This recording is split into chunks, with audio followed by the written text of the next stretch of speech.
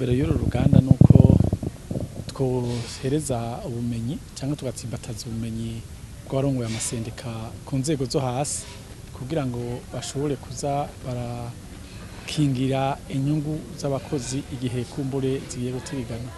Uko murazi yuko muri ibi byo kurongora abandi mu masendika canke gukingira inyungu z'abakozi birasaba ubumenyi butari buke, cyane cyane ubumenyi bufatiye ku mategeko y'igihugu.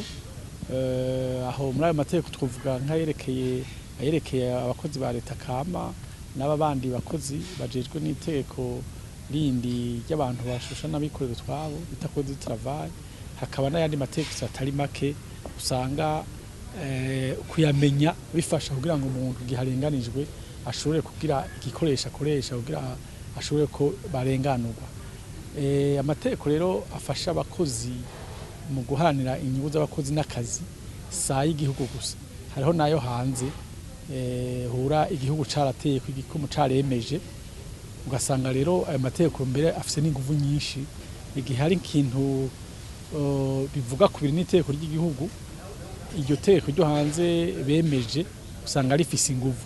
Rero nayo turaza kubacira ku mayange amwe makuru yerekana ubwigenge bw'abari buhurukiye mu masendika canke ikingirwa ry'uburenganzira kurwanira inyungu z'abakozi.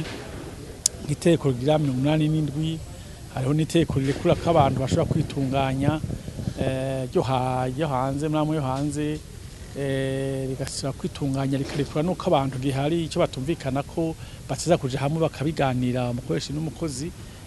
Itegeko rigira 98 ayo suko arabiri yaremejwe, eka mbere n'andi mategeko atari make usanga afasha igihe umuntu ayazi.